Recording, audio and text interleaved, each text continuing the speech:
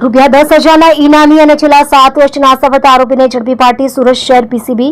મહેરબાન police commissioner Anupamsinh Gehlot સાહેબ સુરત શહેરનાઓએ સુરત શહેર તેમજ અન્ય જિલ્લામાં ચીટિંગના ગુનાઓમાં ઘણા સમયથી નાસફળતા આરોપીઓને પકડી પાડવા સૂચના આપવામાં આવેલ હતી, જે સૂચના અન્વયે પીસીબી PIRS સુવેરા નાઓએ સુરત શહેર તથા અન્ય જિલ્લાઓના અલગ અલગ પોલીસ સ્ટેશનોમાં નોંધાયેલ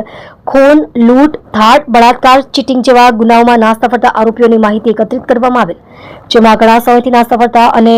ઇનામી આરોપીઓની અલગ તારવી તેવા આરોપીઓના મૂળ વતનના સરનામે તેમજ તેઓના સગા સંબંધીઓ બાબતે તપાસ હાથ ધરી સંપૂર્ણ માહિતી એકત્રિત કરવામાં આવેલ, જે માહિતીનું એનાલિસિસ કરી આ આરોપીઓને ઝડપી પાડવા પીસીબીના માણસોની અલગ અલગ ટીમો બનાવવામાં આવેલ, જે ટીમો દ્વારા આ વોન્ટેડ આરોપીઓ બાબતે ટેકનિકલ સર્વેલન્સ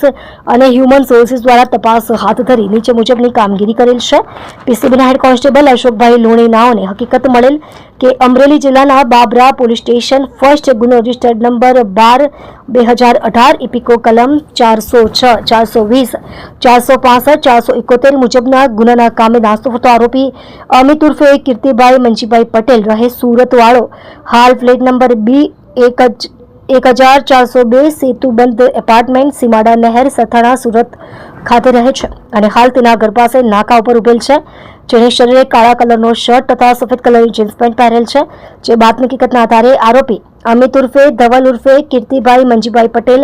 ઉંમર વર્ષ 40 રહે ફ્લેટ નંબર B1402 સેતુબંધ એપાર્ટમેન્ટ સીમાડા નહેર સથાણા સુરત શહેર તથા ફ્લેટ નંબર 606 અનંત વાટિકા એલાન્ટા એસ્ટેટની પાસે રેલવે સ્ટેશનની બાજુમાં ગોરેગાંવ વેસ્ટ મુંબઈ મૂળ કમરાપુર ગામ તાલુકો કડી જિલ્લો મહેસાણા વાળાને દબોચી લેવામાં પીસીબીને સફળતા મળે છે।